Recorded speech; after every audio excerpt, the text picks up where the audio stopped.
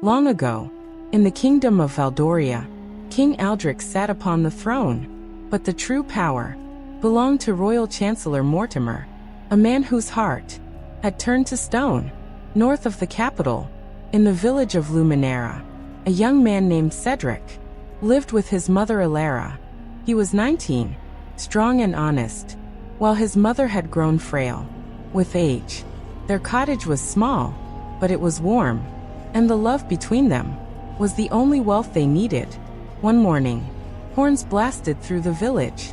Royal guards in mail and surcoats charged through the lanes, led by Chancellor Mortimer himself, on a black warhorse.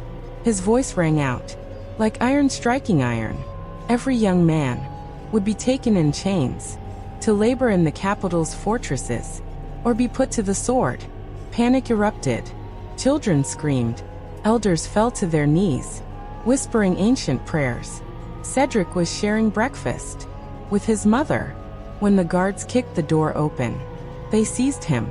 Alara threw herself between them, her frail arms outstretched. "My son, my only son, do not take him." But the guards shoved her to the floor. Cedric fought back. "My mother is ill. She cannot be alone." A mailed fist struck his cheek. Alara crawled to the threshold, her white hair streaming, her voice breaking. Cedric twisted to look back. "Mother," he cried. A spear shaft struck his back, driving him forward into a column of prisoners, bound with rough hemp. Cedric stood in a line of captured souls. 2 paces ahead was Finn, a boy of 14, weeping because he had stolen a single apple to quiet his hunger. Behind him walked Elder Aldwin, 70 winters old, bent and trembling, his bare feet bleeding on the stones. At the final bend in the road, an ancient woman sat upon a rock. The villagers knew her as Mystic Eloan. She raised her staff and struck the earth. "Hold, child," she called to Cedric. The guards laughed, but she approached and traced a glowing symbol upon his brow. "3 travelers shall find you before the 3rd dawn. One carries your salvation. Trust the Hound and fear the staff that hides a blade." The guard struck her vessels aside, but the mark burned cold upon Cedric's skin, and her words sank into his heart. By midday, the prisoners reached a dry ravine near the capital. The guards halted to rest. Tied to a rotting post sat a massive hound, black as charcoal, with eyes burning ember red. No soldier claimed him. As Cedric sat upon the scorched earth, the hound turned to him and spoke, his voice a gravelly rumble. "Free me. My name is Ash. I know paths no man walks. I smell treachery." With wrists still bound, Cedric shuffled close and gnawed at the knotted rope until it broke. Ash shook himself and padded to Cedric's side. "I am yours now. When the moon rises, we leave." Night fell. Chancellor Mortimer strode into the prisoners' midst and dragged Cedric out by the hair. "Your village conspires against the crown," he hissed. "You are their ringleader." Cedric denied it. "I am a farmer. I know nothing of conspiracies." Mortimer struck him with an armored glove, then called for a whip. The lashes fell upon Cedric's back, splitting skin, drawing blood. Finn and Elder Aldwin screamed for the cruelty to stop, and the guards beat them as well. Then Ash came from the shadows, like silent lightning. His jaws closed upon Mortimer's thigh, tearing flesh. The Chancellor shrieked, "Kill that beast!" But Ash had vanished. Before dawn, Ash returned, with teeth sharper than blades. He severed the ropes, binding Cedric, Finn, and Aldwin. "Follow. Do not look back." They ran into the ancient forest, bordering the capital, where the trees were too thick for guards to follow. They ran until their lungs burned, until pursuit faded into the hooting of owls. Deep in the wood, Ash led them to a ruined chapel, swallowed by ivy. Within its broken walls, a holy spring bubbled from the stone floor, cold and clear. Beside it bloomed a single silver flower that pulsed with gentle light. Cedric collapsed, his back a canvas of agony. Ash nudged him. Wash the wounds. Let the light do what steel cannot. Cedric cupped the water across his torn flesh. The pain retreated. The lacerations closed into pale scars. Finn tore strips from his tunic to bind the wounds. Elder Aldwin whispered a sacred blessing, thanking the Creator. On the second day, Cedric could bear the silence no longer. I must see her. I must know if she lives. Finn tried to stop him, but grief was a current too strong to dam. Cedric crept back to Luminera and found his cottage reduced to charred timber. The garden was trampled. He fell to his knees, sifting through ash, searching for any sign of his mother. A neighbor emerged, eyes red from weeping. They took her toward the capital. Some say she did not survive. Cedric threw back his head and howled, beating his fists against the scorched earth until they bled. When he returned to the chapel, he was hollow. I have nothing. I am alone. Finn wrapped his arms around him, and they wept together, as Elder Aldwin murmured that hope was not yet severed. On the third dawn, 3 figures emerged from the mist. The first was a tall knight, in travel-worn leather, leaning on an oak staff, Sir Rowan. The second was a bald man, with a brass torque at his throat, eyes sharp and watchful, Sir Caius. The third was a compact man, with a jagged scar across his chest, Sir Phelan. They knelt before Cedric. We have been sent to you, Rowan said. We are soldiers no longer loyal to the Chancellor's lies. We know the rot in the court, and we mean to carry you to King Aldrich. Cedric remembered Eloan's prophecy, 3 travelers, 1 salvation. Ash drew him aside, red eyes gleaming. 1 reeks of falsehood. I smell it in his soul, but the scent is veiled. Stay close to me. They set out. On the first night, beneath an ancient oak, they found a lantern. At the tree's foot, Sir Phelan lifted it, and from its mouth poured smoke that twisted into the shape of a raven, before vanishing. What magic is this? Cedric asked. Sir Caius smiled, but the smile did not reach his eyes. A trinket from the old wars. Cedric felt the weight of secrets pressing upon the camp. At the capital, the gates were sealed, walls bristling with archers. Sir Rowan cursed. We need another way. Young Finn spoke up. To the south, a dry aqueduct runs beneath the wall, forgotten by the new kings. They crept through absolute darkness, guided only by dripping water and scurrying rats. Elder Aldwin stumbled on a loose stone and plummeted into a hidden shaft, his cry echoing. Cedric tied a rope about his waist and descended, finding Aldwin crumpled on jagged rock. He lifted the old man upon his shoulders, and above, the others hauled the rope, muscles straining. By the time they pulled Aldwin to safety and bound his broken ribs, the night had nearly passed. Inside the capital, the streets were a maze of silence and fear. The knights led Cedric to a crumbling manor. In the merchant quarter, in the cellar beneath the kitchen, lay yellowed maps and crumbling ledgers. But before Cedric could search, a fist hammered the door above, open in the name of the crown. Sir Caius shoved Cedric into a side chamber, while the others answered. In that hidden room, Cedric's hand brushed a leather volume that warmed at his touch. It opened of its own accord, pages fluttering. Upon the parchment, written in shimmering ink, he read the truth. The 3 travelers were Chancellor Mortimer's spies, planted to lead him into a trap. Worse, one had wielded the blade that murdered Cedric's father years ago. The book named the crime, the date, the hour. Cedric's father, a clerk of honest heart, had discovered the Chancellor's embezzlement of the royal treasury. Cedric emerged, the book clutched to his chest.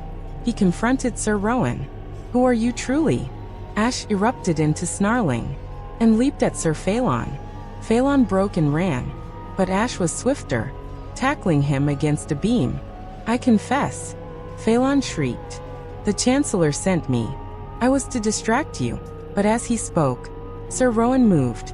Like a striking serpent, a dagger appeared in his hand, pressed to Cedric's heart. "You looked at the wrong shadow, boy. Phelan is a pawn. I am the true blade. In your back. And yes, I killed your father. He learned too much. The Chancellor ordered his silence, and I provided it." Cedric felt steel against his ribs, but did not flinch. "My father was a good man. You are less than dust." Ash lunged, jaws closing on Rowan's wrist. With a sickening crunch, the dagger fell. Finn snatched it and held it to Rowan's throat, his young face transformed by fury. They bound the traitor and locked him in a pantry. Sir Caius and Sir Phelan fell to their knees, pale with remorse. "We lied about our purpose," Caius said, "but we did not know Rowan's true nature. We believed we served the realm." Cedric saw the truth of their regret and bade them rise. He turned to the enchanted tome. Its pages revealed more. King Aldric was no tyrant. He was a gentle man, a lover of poetry, ensnared by Mortimer's enchanted elixir, a wine laced with sorcery that plunged him into twilight sleep, robbing him of will and days. The Chancellor ruled in his name, and the kingdom bled. "We must reach the king," Cedric declared. "Wake him. Show him the chains that bind his wrists." Finn proposed slipping through the castle kitchens to hide a message in the king's bread. But Mortimer's web was wider than they knew. That very night, guards descended upon the manor. Like wolves, they smashed the doors, dragged Cedric, Finn, and Aldwin from sleep, and beat them with clubs and chains. Mortimer stood in the courtyard, face twisted with delight. He had Finn and Aldwin flogged in the rain, but Cedric, he reserved for himself, working him over with fists and iron, until his body was a map of bruises and blood. They cast Cedric into the deepest dungeon, a pit where no sun had ventured, where the air was thick with decay, and venomous things made their kingdom. Cedric lay upon the cold floor, wrists shackled in iron. "Why did I come?" he whispered. "My mother is gone. Let me follow her into the light." He closed his eyes and welcomed eternal sleep. But in the blackness, he heard scratching. Ash was at a crack in the mortared wall, a gap no wider than a fist, his body wedged tight, fur torn, skin bleeding. "Go," Cedric begged. "Save yourself." Ash strained, muscles quivering, claws scraping stone. With a desperate heave, he wrenched through. Flanks scraped raw, breath coming in pained gasps. He collapsed beside Cedric. The young man gathered him in his arms, weeping into bloody fur. Ash licked the tears away. "I will never leave you. At midnight, when the guard sleeps, I shall chew through your chains. There is a passage beyond the rear door. We run together." True to his word, when the dungeon was silent, Ash set his teeth to the iron. He gnawed with ferocity that made his gums bleed, until the metal snapped. Cedric crept to the rear door, but it was locked. With a heavy mechanism, he slipped back, stole the key from the sleeping guard's belt, and turned it in the lock. The moment the bolt drew back, a bell clamored, shrill and terrible, rousing the garrison. Cedric ran. Ash ran beside him, a shadow given speed. They tore through flickering corridors, but the guards were too many. At a turning in the outer wall, Cedric's foot found no purchase. The stones were slick. He pitched forward and plummeted into the ravine beyond the castle, falling through darkness, with Ash's howl echoing above. When Cedric woke, he lay on clean linen, in a chamber of wood and stone, warmed by a crackling hearth. Over him stood the three travelers, and an old man of regal bearing, silver beard braided with gold, eyes the color of stormy seas. Lord Balthazar, the king's own uncle, who had abandoned court decades ago. When he first perceived the Chancellor's poison, he had lived in the forest, as a hermit, watching, waiting. He had found Cedric, broken at the ravine's foot. "I know what Mortimer has done," Balthazar said. "I know what he has made of my nephew, and I know you carry the proof." Cedric showed him the enchanted tome. Balthazar read, hands trembling, tears tracing his weathered face. "Then we go together. There is a secret way into the castle, built by the first kings, sealed and forgotten. I know where it lies." They entered through a tunnel, behind a waterfall, walls slick with moss. When they emerged into the royal bedchamber, King Aldric lay upon his canopied bed, face pale and slack, breathing shallow. Chancellor Mortimer sat beside him, like a vulture, a goblet of enchanted wine in hand. He turned as the hidden door swung wide, his face twisting with hatred. "You, harder to kill than a cockroach." But Cedric was not alone. Lord Balthazar stood with sword drawn. Finn held a brass ewer. Elder Aldwin, leaning on Sir Caius, raised his voice in an ancient prayer. Sir Phalon guarded the door, and Ash, magnificent and terrible, launched himself at Mortimer. With a roar, Mortimer drew his sword, but Finn swung the ewer, with all his strength, catching the Chancellor on the temple. The villain crumpled, the enchanted goblet spilling across the marble. King Aldric's eyes fluttered open. He stared in confusion, gaze clouded by years of sorcery. Balthazar knelt, gave him water from a clay cup, whispered a sacred blessing. Slowly, Aldric's vision cleared. He recognized his uncle. "Balthazar," he whispered, "you came back." Balthazar spoke, telling the king of the years stolen, the crimes committed in his name, the people broken, beneath a rule not his own. Aldric's face transformed, from confusion to horror, then to fury, that straightened his spine, and cleared the cobwebs from his mind. Mortimer was dragged before the throne, groaning and bound. At first he denied everything, spinning lies, but Cedric stepped forward, and laid the enchanted tome upon the king's lap. The pages turned of their own accord, displaying every theft, every murder, every drop of poison wine. Mortimer's lies died in his throat. King Aldric rose, weak but resolute, and declared justice would be served by the old laws. Then Cedric knelt, heart pounding. "Your Majesty, my mother." The Chancellor's men took her. "Where is she?" Mortimer laughed, cruel and rattling. "She is dead, boy, dead in ash." But before the words could wound, the chamber door opened. A hooded figure entered, leaning on a staff. The figure threw back the hood, revealing mystic Eloan, eyes bright with triumph. "He lies." The woman lives, locked in the Chancellor's cellar, beaten but unbroken, her spirit stronger than his chains. Cedric stared, mind reeling. Eloan smiled.